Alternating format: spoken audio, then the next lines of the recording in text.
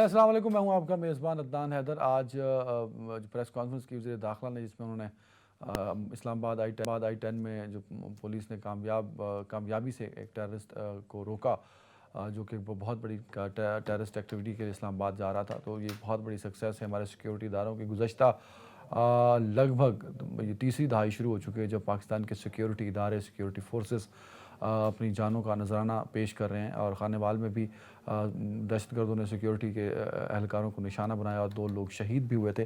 दहशतगर्दी की जो बढ़ती हुई कार्रवाइयाँ हैं, ये एक बहुत बड़ा एक ऐसा सवाल है जिसका जवाब तो खैर ऑफ कोर्स किसी के पास नहीं होगा, लेकिन इस पे सोचना हर एक को है कि किस तरह वापस आती दहशतगर्दी को दोबारा से रोकना है। क्योंकि जहाँ तक हम बात करते हैं तहरीक तालिबान पाकिस्तान की, तो वो मुसलसल एग्रेसिव अंदाज से हमले भी कर रही है और अपने हमलों का जो दायरा कार है उसको भी बढ़ा रही है। और दूसरी जानिब मुल्क की जो माशी सूरत हाल है, उसमें जितने मर्ज़ी आप तज्ज़िये दे लें, उसका हल किसी के पास नहीं है और सिर्फ उस पर नुहा करने को दिल करता है। क्योंकि माशी मसले मुल्क के तो बहुत अबतर हैं, आम शहरी भी अब उसे रोज़मर्रा की जो ज़िंदगी है उसको गुजारने के लिए भी उसके पास जो माशी सूरत हाल है वो बड़ी ख़राब है। तो इस ख़राब माशी सूरत हाल पर जो बहुत बड़ा बर्डन हुकूमत वक्त पर बढ़ता जा रहा है, वो इसका हल कैसे निकालेंगे। और साथ ही मुल्क के अंदर सियासी अदम इस्तेहकाम जो कि अपने अरूज तक पहुँच चुका है, वो इस्तेहकाम की जानिब कब लौटेगा और इस्तेहकाम कब आएगा। क्योंकि जब पॉलिटिकल स्टेबिलिटी आएगी तभी माशी हालात बेहतर होंगे। तो इस पर बात करने के लिए मुझे ज्वाइन किया सीनियर तज्ज़ियाकार जनाब मेरा बात साहब ने। राज साहब, बहुत शुक्रिया वक्त देने के लिए। सीनियर सहाफ़ी और तज्ज़ियाकार रज़ा रूमी साहब है मेरे साथ। रज़ा साहब, बहुत शुक्रिया वक्त देने के लिए। कुछ ही देर में आयशा सुहेल साहिबा भी मुझे ज्वाइन करेंगी, उनका भी बहुत शुक्रिया। सबसे पहले तो रज़ा रूमी साहब, मैं आपसे शुरू करूँगा क्योंकि आप भी दहशतगर्दी के ख़िलाफ़ हमेशा बात करते आए, ख़ुद भी दहशतगर्दी का शिकार हुए। ये जो बढ़ती हुई दहशतगर्दी और जिसने दोबारा से जो सर उठाया है, ये इसकी वजह क्या हो सकती है और इसका फ्यूचर पाकिस्तान की जो पॉलिसीज़ हैं। क्योंकि हमने देखा कि पिछले 10 सालों में, एक दहाई में ज़रब अज़ब आया, रद्दुल फ़साद आया, उससे पहले भी एक ऑपरेशन था। तो क्या उसी तरह का एक नया ऑपरेशन होगा कि या सॉलिड इक़दामात होंगे? क्योंकि नेशनल एक्शन प्लान के 20 पॉइंट थे, वो फिर 22 हुए, फिर 28 हुए, अमल दरामद कितनों पे हुआ ये आज तक नहीं पता लग सका सर। जी, बहुत शुक्रिया अदनान। बात इस तरह से है कि ये बहुत ही ख़तरनाक और बहुत ही अफसोसनाक मरहला एक बार फिर पाकिस्तान उसमें दाखिल हो गया है। आपको पता है कि इतने ऑपरेशंस, इतनी कुर्बानियों के बाद जो है वो नेशनल एक्शन प्लान बना और नेशनल एक्शन प्लान के ऊपर कार्रवाई भी हुई। बहुत सारे मिलिट्री और नॉन मिलिट्री ऑपरेशंस किए गए और आज हम दोबारा क्या बताएं कि उसी दहाने पे आके खड़े हो गए हैं। और उसकी बहुत बड़ी वजह ये है अदनान कि हमारी जो अफ़गानिस्तान की पॉलिसी है, वो वक्त ने ये साबित किया है कि वो गलत पॉलिसी थी और वो नाकाम हो चुकी है। हमने तमाम तर तकिया जो है अफ़गानिस्तान में अफ़गान तालिबान पर किया और हमने इस चीज़ को फरामोश कर दिया कि पाकिस्तानी तालिबान और अफ़गान तालिबान जो है उनके दरमियान कितनी ज़्यादा ना सिर्फ नज़रियाती हम आहंगी है, बल्कि ऑपरेशनल लेवल के ऊपर भी।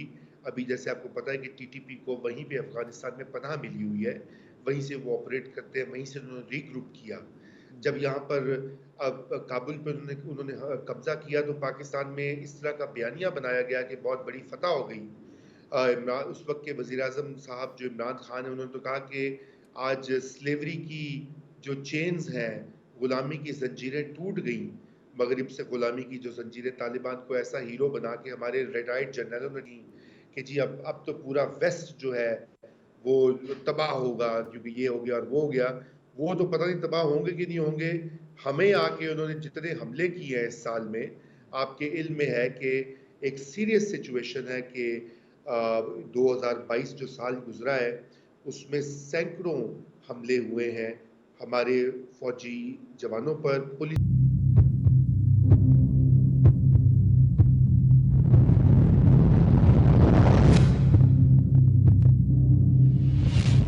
Welcome back. रज़ा भाई, मुल्क की माशी सूरत हाल अबतर है। पीटीआई वालों से पूछते हैं तो वो कहते हैं कि भाई हमसे 3 साल 8 महीने का हिसाब मत लो। जो पिछले 30 साल लूटते रहे, 8 महीनों से फिर वही लूट रहे हैं। जब इनको बिठा के कहते हैं, जिनके पास मुगलिया सल्तनत वाली काबीना है, ये कहते हैं कि इमरान खान साहब IMF प्रोग्राम में लेट गए, फिर जब खान साहब जा रहे थे वो तो IMF से नाराज हो गए, तो जो खातून डायरेक्टर थी उसकी अंग्रेजी खान साहब को समझ नहीं आती थी, तो खान साहब ने उससे मिलना ही गवारा नहीं किया, तो प्रोग्राम जो है वो डिले कर दिया गया। तो ये जो लेम एक्सक्यूजेस दे देते हैं, और हम लोग इस पोजीशन में नहीं है कि ये बता सकें कि अगर मैं कंगला हो चुका हूं, ये मुल्क कंगला हो चुका है, रजा रूमी ने पाकिस्तान से बाहर जाना है, तो वो शॉपर में पैसे लेके जाता है और 6 नोट डॉलर के वापस उसको मिलते हैं। तो ये माशी सूरत हाल का जिम्मेदार कौन है सर, कैसे आइडेंटिफाई करेंगे रजा भाई? देखिए जी, बात यह है कि ये मसले दरीना मसले हैं, इनको किसी एक गवर्नमेंट, किसी एक लीडर के सर पे थोपना ज्यादती होगी। ये बात दुरुस्त है, जब खान साहब इक़्तिदार में थे तो हम उन पर तनकीद करते थे और हम कहते थे कि आपकी पॉलिसियाँ ऐसी हैं वैसी हैं। उनका ये कहना था कि मुझे विरसे में बड़ी तबाहकुन मईशत मिली। आज ये सवाल जो है ये बनता है इसहाक डार साहब से, शहबाज शरीफ साहब से, क्योंकि वो भी अब इमरान खान के बलबात डाल रहे हैं और ये बात दुरुस्त नहीं है, क्योंकि अब वो पावर में है और उनकी जिम्मेदारी है कि इन मुश्किल हालात से पाकिस्तान को निकालें, मईशत को फिक्स करें और पिछली गवर्नमेंट को ब्लेम करना बंद करें। बहुत हो गया ये खेल जो है ना, ये खेल बड़ा आसान खेल बन गया कि जी फलाने ने ख़राब करके तो मुझे दे दिया था, इसलिए मैं तो मजबूर हूँ। और अपनी पॉलिसियाँ जो हैं, जो अगर उनमें जो नकाइस हैं, जो गलतियाँ हैं, उनको फिक्स करें। हम तो ये पहले भी मुतालबा करते थे, आज भी मुतालबा करते हैं। लेकिन मैं आपको ये बताऊँ, आपने शुरू में अपने इब्तदाइये में बड़ी अहम बात की थी अदनान, आपने सियासी इस्तेकाम का जिक्र किया था। देखिए, सियासी इस्तेकाम जो है वो उसके बगैर आपकी मईशत फिक्स नहीं हो सकती। आप पाकिस्तान में कहाँ है सियासी इस्तेकाम? 2022 में तो था ही नहीं। क्या क्या यहाँ पे ड्रामे और क्या क्या यहाँ पे हलचल और जो वो होती रही। और उससे पहले भी कता कलामी की माफी चाहूंगा, जो इस वक्त पॉलिटिकल फोकस है जिस शख्स का, वो इमरान खान साहब हैं।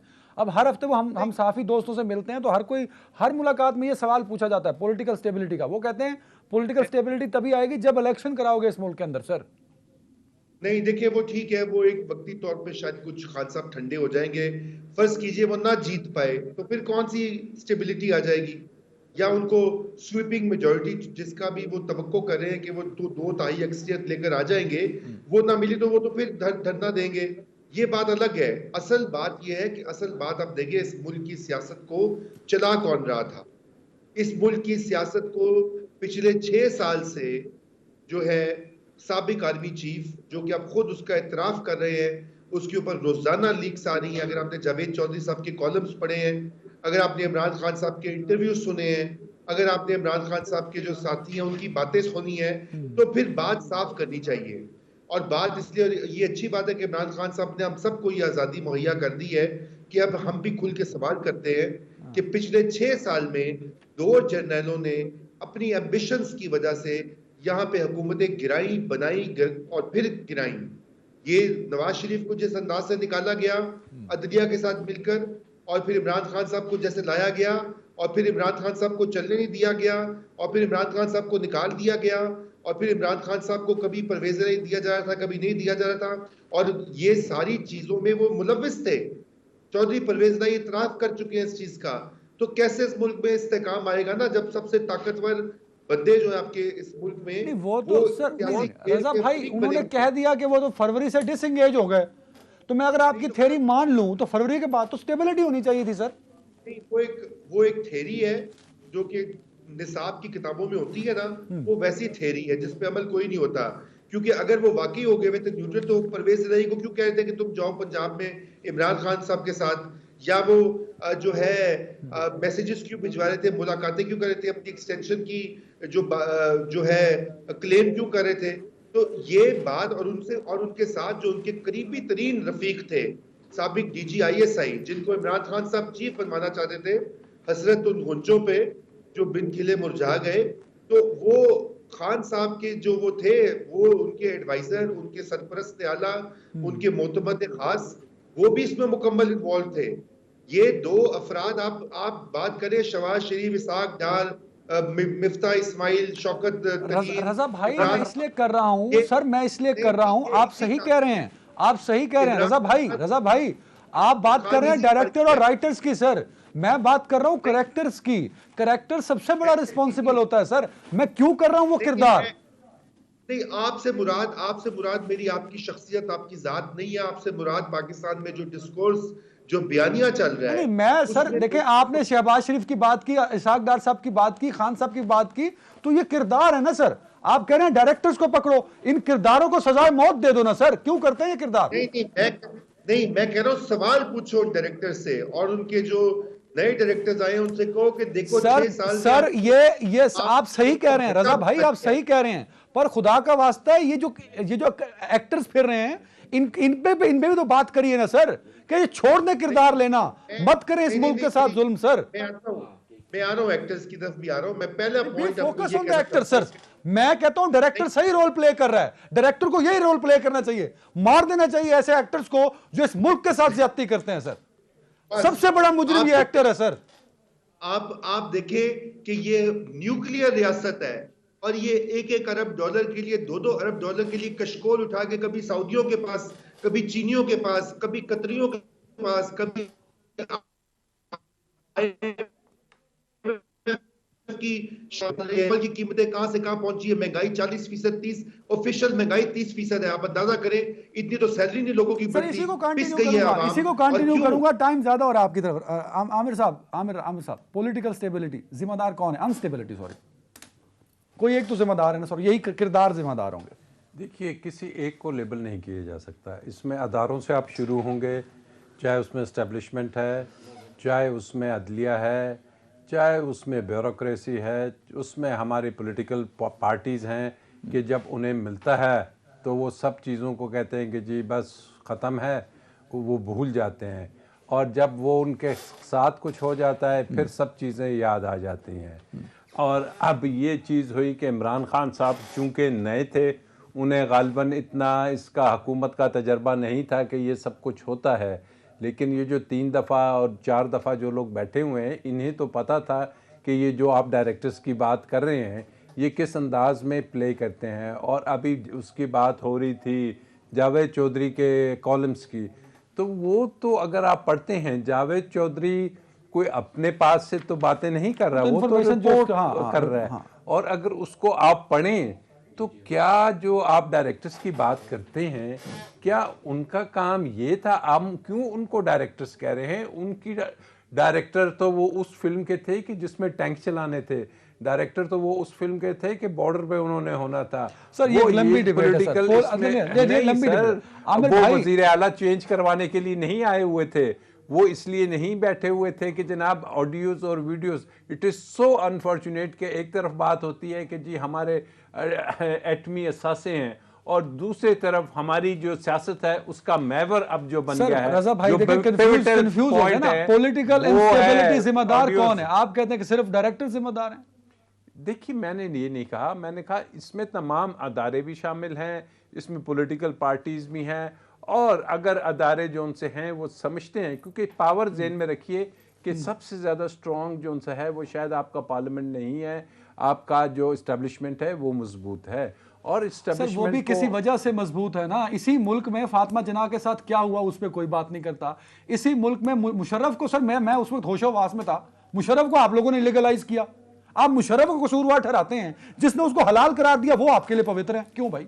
तो ये डबल स्टैंडर्ड है। नहीं, हलाल तो उसको देखिए, यू आर द एडवोकेट ना सर, आप कहिए कि गलत थे वो, बिल्कुल गलत, उनको सजाए मौत दे दो जिन्होंने इस मुल्क के साथ याद होगी जफर अली शाह की जजमेंट कि जिसमें ना सिर्फ उसको हलाल करार दे दिया, सर कम से कम राजा आमिर अब्बास जितना मुशर्रफ को बुरा कहता है उतना उनको भी कहना जिसने मुशर्रफ को हलाल करार कर दिया। वही कह रहा हूँ ना, अगर आप सुन लेंगे आराम से, ठीक है, सुनिए, यही कह रहा हूँ मैं। जफर अली शाह की जजमेंट पढ़िए आप, और मैं कह रहा हूँ कि वो एक सियाह धब्बा था जिसमें मुशर्रफ को आइन में चेंज करने के भी इख्तियार दे दिया इन्होंने, ऑब्वियसली। और मुझे तो याद है वो जनरल आसिफ गफूर की कि जी इससे पहले आपको याद होगा कि पता नहीं आप उसमें मौजूद थे या नहीं, उस ब्रीफिंग में जब वो DGISPR थे, कि जी ये वो वाली फ़ौज नहीं और हम गलतियां करते रहे, लेकिन अनफॉर्चुनेट कि वो फिर भी चीज़ रुकी नहीं, वो आगे चलती रही। सियासी जमातों को समझ आ गई, इमरान खान साहब को भी समझ आ जाना चाहिए कि जनाब अगर हुकूमत ऐसी मिलती है कि जिसमें आप कहते हो नैब मेरे कंट्रोल में नहीं,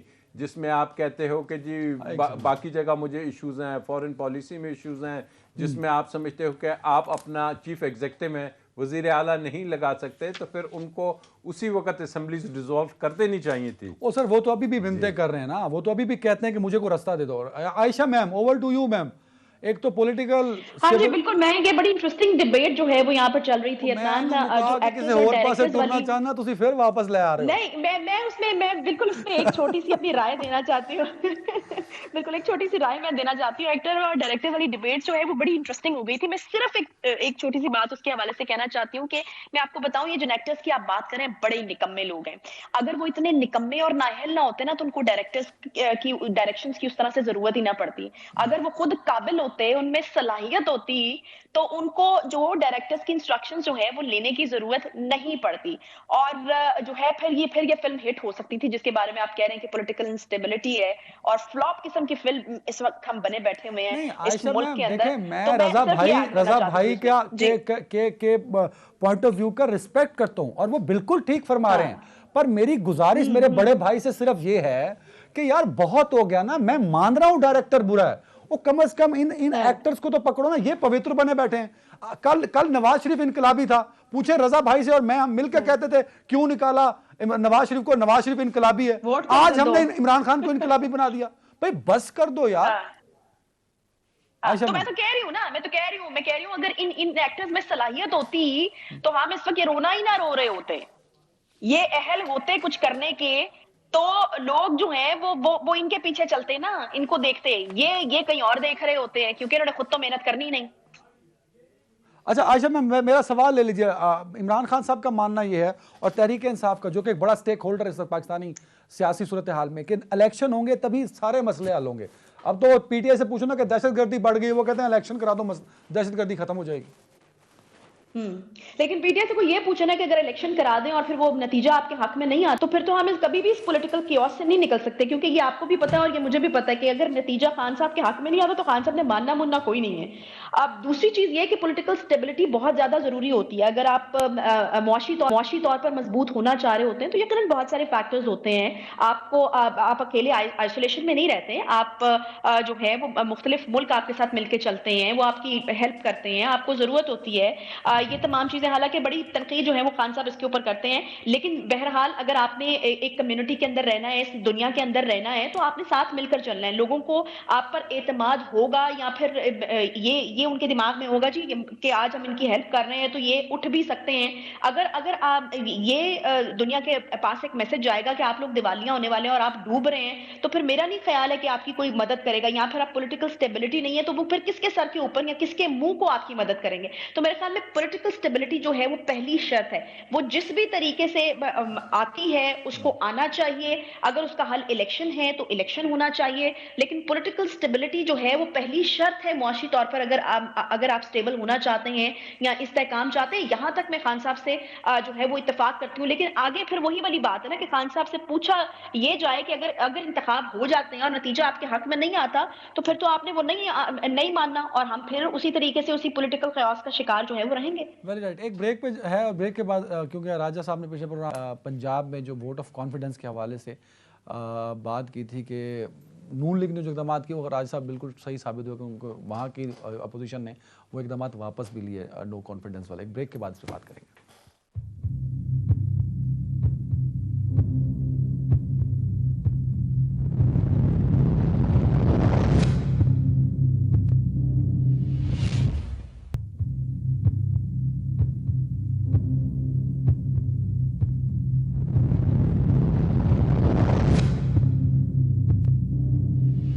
बैक नाज़रीन, टाइम भी कम है। मैंने राजा साहब को वैसे ब्रेक में बता दिया था कि आपने पिछले प्रोग्राम में वोट ऑफ कॉन्फिडेंस के बारे में क्या कहा था, तो राजा साहब अभी भी उस बात पे लगता है कायम। राजा साहब, परवेज इलाही साहब ले पाएंगे? और वैसे राइट है, गवर्नर कह सकता है और जब गवर्नर कह देता है तो लेना पड़ता है। सर देखिए, गवर्नर कह देता है, गवर्नर जिनके कहने पे कहता है, उन्होंने तो अपने दोनों वापस ले लिए स्पीकर और डिप्टी स्पीकर के खिलाफ।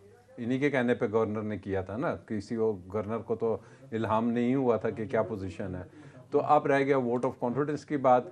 वोट ऑफ कॉन्फिडेंस अगर ये कराएंगे अगर वो दो के जो कि बैलेट के ज़रिए उन्हें थे वो नहीं करा पाए तो ये तो ओपन हैंड के ज़रिए है।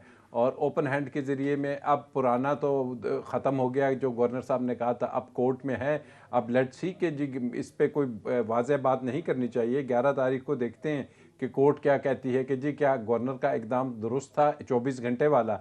अगर वो कहती है नहीं 24 घंटे तो ऑब्वियसली दुरुस्त नहीं था क्योंकि वो ऑलरेडी उसमें इतना टाइम दे चुके हैं, तो फिर अगर वो टाइम देते हैं तो मेरे ख्याल वोट ऑफ कॉन्फिडेंस अगर की बात होती है तो ये नून लीग के लिए और पीडीएम के लिए बहुत डेंजरस होगी, क्योंकि अगर अलकान यहाँ पूरे आते हैं और जैसे ही वोट ऑफ कॉन्फिडेंस इनका गवर्नर ले लेता है, उसका स्पीकर ले ले वज़ीर आला ले लेता है, चीफ मिनिस्टर, तो फिर तो नेक्स्ट मूव यही है dissolution of Punjab assembly.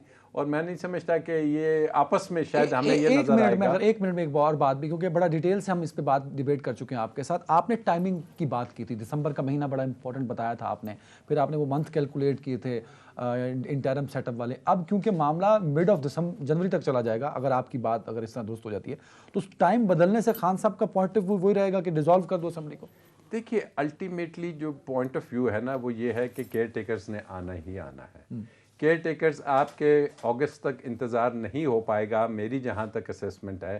Care takers ने अब आना है, चाहे वो आते हैं फरवरी में आते हैं, चाहे वो मार्च में आते हैं, तो वोट ऑफ कॉन्फिडेंस भी हो जाएगा आपका। एमक्यूएम को आपने अगर नोट करें तो एमक्यूएम ने भी एक बड़ी वाज़ेह किस्म की उनको एक डेडलाइन दे दी है वफाकी हुकूमत को। तो एमक्यूएम अगर हटती है तो अल्टीमेटली देखिए ये तमाम जो डिस्कशन अभी तक हुई है इसका लुबे लुबाब तमाम एग्री कर रहे हैं कि जनाब अगर जनरल इलेक्शंस नहीं तो कोई एक बता दे कि जी इसका ये हल है। अच्छा, एक हल बता दें। रजा भाई, हल भी आपकी तरफ सर। और एक और पॉइंट कि पंजाब में जो असेंबली डिसॉल्व करने का नारा था वो खान साहब ने एक बड़ा लॉन्ग मार्च किया, बहुत लंबा चौड़ा सर। उसके बाद उन्होंने वो इख्तिताम इस बात पे किया था कि मैं डिसॉल्व कर दूंगा। अब क्योंकि जनवरी शुरू हो रहा है, जनवरी का मिड हो जाएगा, तो क्या खान साहब अपनी बात पर कायम रहेंगे सर? देखिए खान साहब का तो अब मैं क्या कहूँ, फिर मैं कहूंगा तो आप नाराज होंगे मुझसे, आप कहेंगे कि मैं ज्यादा तनकीद कर रहा हूँ। खान साहब खुल के करें। मैं रजा भाई, मैं ये कहता हूं कि रजा रूमी नवाज शरीफ को इनकलाबी कहता था 2018 में, रजा रूमी अब 2023 में इमरान खान को इनकलाबी कह रहा है, तो मतलब रजा भाई कम से कम। मैं तो देखो खान साहब इनकलाबी तो हो गए, अभी तो नई शुरुआत है ना, अभी तो आगे देखेंगे। लेकिन ये है कि उन्होंने जो असेंबली तोड़ने की बात की थी वो इसलिए थी क्योंकि बाकी पत्ते तो फेल हो गए थे। देखिए उन्होंने पहले कोशिश की कि इदारे के अंदर से दबाव आए जनरल बाजवा के ऊपर, वो नहीं चला। उस पर उन्होंने अपने मोतमद को एक नेशनल टीवी पे 15 मिनट की तकरीर भी करवा दी कि लोअर रैंक एंड फाइल बगावत कर ले, वो काम नहीं हुआ। उसके बाद सोशल मीडिया सेल्स के जरिए मीर जाफर मीर के उनका के इतना फैला दो कि लोग खुद ही इसका जरा जिसने इमरान को निकाला है उसका हिसाब जवाब दई हो, वो भी नहीं हुआ। फिर उन्होंने मई में धरना करने की कोशिश की डी चौक पे, नहीं हुआ। फिर उन्होंने अपनी लॉन्ग मार्च का आगाज किया, उन्होंने कहा वो पिंडी पहुंच के पता नहीं क्या कर देंगे, वो भी रुक गया, नहीं हुआ। अब कुछ ना कुछ तो देना था ना। आपको पता है ये खान साहब इसके तो माहिर हैं कम्युनिकेशन के और ये सियासी ड्रामेबाजी के। तो फिर उन्होंने असेंबलियों के इस्तीफों की शोशा छोड़ दिया। अगर इतना ही उनको शौक था तो अपनी खैबर पख्तूनख्वा में तो कोई रुकावट नहीं है, आप लोग उस पर कोई बात नहीं करते कि क्यों नहीं वो तोड़ी खान साहब ने असेंबली अभी तक। अगर बाकी सीरियस थे। रजा भाई कथा कलामी की माफी सर, 1 मिनट और एक्स्ट्रा दे रहा हूं आपको। बड़ा अच्छा आपने तज्जिया वैसे 8 महीनों का पेश किया। आपने तो हर चीज ही खान साहब के खाने से उठा ली ना, कि कुछ भी नहीं हुआ, हर सवाल का जवाब नहीं। वो सियासी ड्रामेबाजी में 8 सीटें भी जीत गए, सियासी ड्रामेबाजी में पंजाब के इलेक्शंस भी जीत गए, इतना सा सिर्फ ऐड कर दूं। अच्छा चलो जी, आपने राज साहब की फरमाइश। पंजाब के इलेक्शन 20-25 सीटों में पंजाब की असेंबली जो है वो 250 एमपीएस पर मुश्तमिल है, उससे ज्यादा। उसमें से 10% सीट्स के ऊपर जीतना अच्छा सैंपल है, लेकिन वो किसी चीज की निशानदेही नहीं करती। राजा साहब माजरत के साथ, पाकिस्तान में इक़्तिदार जो है वो इस्टेब्लिशमेंट के बगैर हासिल नहीं होता। जब इस्टेब्लिशमेंट से आपकी कुट्टी हो जाए, तलाक हो जाए या अलहदगी हो जाए, तो फिर उसके बाद नहीं, तो अब जो मिला पीडीएम को क्या होता है, इक़्तिदार मिला पीडीएम को, तो वो एस्टेब्लिशमेंट की वजह से मिला कि उस पे आपकी थ्योरी ना कहती है? नहीं, ऑब्वियसली एस्टेब्लिशमेंट की सब मर्जी थी, उसके बगैर कैसे हो सकता है भाई? आप क्या किस दुनिया में रह रहे हैं? अच्छा, वो उन्होंने तहरीक अदम एतमाद की उसमें छोटी पार्टीज आ गई। रजा भाई कुछ मिला भी सही 8 महीनों में, या खान साहब को कुछ हासिल नहीं हुआ पॉलिटिकली? देखिए, खान साहब को जो मिला है उनको बेतहाशा मकबूलियत मिली है और अब हकीकी तौर पे वो एक सियासतदान के तौर पर उभर रहे हैं। पहले तो वो एक क्रिकेटर थे, एक प्ले बॉय थे, एक फिलैंथ्रोपिस्ट थे। अब वो एक पर्सनल अटैक ना करें ना सर, ये कमेंट। वो उन्होंने खुद कहा है पर्सनल अटैक किया। उन्होंने अभी परसों इंटरव्यू में कहा है कि हाँ मैं था, अब मैं नेक हो गया हूँ। मैंने तो नहीं कहा, उनके अल्फाज हैं। उनसे पूछा गया इंटरव्यू में सवाल में कि बाजवा साहब ने उनको कहा कि आपकी वीडियोस है, आप प्ले बॉय हुआ करते थे। उन्होंने कहा जी अब मैं होता था, हाँ अब नहीं हूँ, अब मैं नेकी की तरफ माइल हो गया हूँ। तो अब खान साहब को सही सियासत जो थी ना, एंटी एस्टेब्लिशमेंट सियासत, और जबकि आपके पीछे ना हमीद गुल हो, ना जनरल पाशा हो, ना जनरल जहीर इस्लाम हो, ना जनरल फैज हो। रजा भाई आज वैसे आप बड़ी इनकलाबी गुफ्तगू कर रहे हैं। ये ज़िया-उल-हक का नाम नहीं लिया, ज़िया-उल-हक का नाम नहीं ज़िया-उल-हक का नाम नहीं। ये चार लोग राजा साहब रिकॉर्ड पर हैं। खान साहब के साथ उनको प्रमोट करने वाले, बनाने वाले थे। अब पाकिस्तान की अवाम खान साहब की तरफ देख रही है, वो बना रही है उनको। Sir very right. Ayesha ma'am 8 साल में 8 महीने में खान साहब ने क्या खोया और क्या पाया सियासी तौर पे? मैम अजान, मैं आपको बताऊं, मुझे पर्सनली ये लगता है कि खान साहब जो है मुसलसल जो है वो इलेक्शन कैंपेन में हैं। वो कहते हैं ना कि तकरीबन 1 साल पहले जो है वो इलेक्शन कैंपेन शुरू हो जाती है। दूसरी पार्टीज तो हम देख रहे हैं कि सोई हुई हैं और ऊपर से उन्होंने अपने गले मुसीबत पाल लिया हुकूमत लेकर, और जो है वो अपने लिए चीजें जो है वो खराब कर ली हैं। अब लोग उनकी तरफ देख रहे हैं कि करें हम महंगाई कम। फिर अब अभी भी जो है वो हम देख रहे हैं, आज भी वजीर खजाना इसहाक डार साहब आए हैं, बड़ी वजाहतें जो है वो पेश करते रहे क्योंकि बड़ी उम्मीदें थी इनसे। अच्छा, वो बाकियों का तो हम हाल देख रहे हैं, लेकिन खान साहब जो हैं वो मेरे ख्याल में इस वक्त बड़ी जबरदस्त किस्म की पोजीशन में है। पिछले 8 महीने के अंदर मकबूलियत के मेरे ख्याल में उन्होंने रिकॉर्ड बनाए हैं, ये उन्होंने पाया है। फिर पिछले 8 महीने के अंदर वो मुसलसल इलेक्शन कैंपेन के अंदर है। बहुत सारे लोगों को लग रहा है कि जी बंद गली की तरफ चले गए हैं, खान साहब जो है वो उनका कोई पत्ता जो है वो कामयाब नहीं हुआ, उन्होंने ये किया वहां पर भी नाकामी हुई, ये किया वहां पर भी नाकामी हुई। मुझे तो जो है वो उसमें कामयाबी नजर आ रही है। वो जो जब जलसे करते रहे हैं और जिस तरीके से फिर उनके ऊपर हमला होता है, वो बेहतरीन तरीके से हम देख रहे हैं कि वो मकबूल हुए हैं। वो कोई फिर लोग ये भी कहते हैं कि फेस सेविंग के लिए उनको ये कहना पड़ा, भाई वो तो पॉलिटिकल एक्टिविटी जनरेट कर रहे हैं। इस वक्त भी जो हम देख रहे हैं, जिस तरह रजा रूमी साहब ने कहा कि केपी में क्या मसला था, वहां पे असम्बलियां तोड़ देते। असम्बलियां तोड़ना मकसद ही नहीं था जी, करना तो पॉलिटिकल ड्रामा करना मकसद था, पॉलिटिकल एक्टिविटी जनरेट करना जो है वो मकसद था, और वो उन्होंने पंजाब में की हुई है। ही इज एक्टिव, वो हर वक्त खबरों में है, हर वक्त उनके बारे में बात हो रही है। उन्होंने एक पॉलिटिकल एक्टिविटी जनरेट करके रखी हुई है, वो इलेक्शन कैंपेन के अंदर है। मकबूलियत रोज बरोज उनकी बढ़ रही है, तो उन्होंने पाया ही पाया है मेरे ख्याल में। तो अच्छा 30 सेकंड राजा मेरे पास मकबूलियत तो है। मकबूलियत फातिमा जिन्ना के पास थी बट वो ना टारगेट हासिल कर सकी। मकबूलियत जुल्फ़िकार अली भुट्टो के पास थी पर फांसी पे लटका दिया गया। मकबूलियत बाचा खान पे थी बट टारगेट नॉट अचीव। तो सिर्फ मकबूलियत से इस मुल्क में कुछ नहीं होता। सर उनके पास मकबूलियत थी, लेकिन उनके पास उस वक़्त सोशल मीडिया नहीं था, उस वक़्त अवेयरनेस नहीं थी। अभी आपने हाल देख लिया कि 8 माह का रिजल्ट क्या निकला। वो तमाम का तमाम, वैसे ये ट्विटर वाले वोट कास्ट नहीं करते। 80% ट्विटर वाले की बात नहीं कर रहा हूँ मैं, उस आगाही की, उस समझ की, उस डायरेक्शन की बात कर रहा हूँ कि खान साहब ने ये जो इतनी मकबूलियत हासिल की है, ये किसी नारे पे नहीं की है, ये उस आगाही की वजह से लोग आ रहे हैं। मैंने तीन नाम जो लिए हैं, फातिमा जिन्ना साहिबा का, भुट्टो साहब का और बाचा खान साहब का, आप उनकी मकबूलियत से कंपेयर कर रहे हैं इमरान खान साहब की मकबूलियत को? राजा उनकी मकबूलियत का तो लेवल इससे बहुत कम मैं समझता हूँ। इनकी मकबूलियत का लेवल जो सा है, ये किसी नारे पे यकीन करें कि नहीं आया। ये जब दोनों तरफैन को देखते हैं, जब ये देखते हैं कि ये पिछले साल ये पॉलिटिकल रजीम चेंज क्या हुआ, तो ये उसके बाद ग्राफ बढ़ा है ना। उससे पहले तो आप और हम रोज ही बहस करते थे कि इलेक्शन। तो खान साहब नो नीड एस्टेब्लिशमेंट, आप ये कह रहे हैं इस मकबूलियत के बाद नो नीड ऑफ एस्टेब्लिशमेंट? इस मुल्क को अब जो जरूरत है एस्टेब्लिशमेंट की, ऑब्वियसली है, बहुत सी चीजों में है। नहीं, इस मुल्क को तो है, खान साहब को है कि नहीं? खान साहब को जिस चीज की जरूरत है वो फ्री एंड फेयर इलेक्शन है। एंड दैट रजा भाई 30 second, free and fair election की जरूरत है कि एस्टेब्लिशमेंट की जरूरत है खान साहब को? दोनों की जरूरत है। फ्री एंड फेयर इलेक्शन कौन उसकी जमानत देगा? एस्टेब्लिशमेंट ही देगी ना, उनके बगैर तो नहीं होंगे। 2018 में जो हो चुके हैं हम देख चुके, हम तो वेरी राइट, टाइम खत्म हो गया। बहुत शुक्रिया मेरे तीनों मुअज़्ज़िज़ मेहमानों का। ना ख्याल रखिएगा। अल्लाह हाफिज।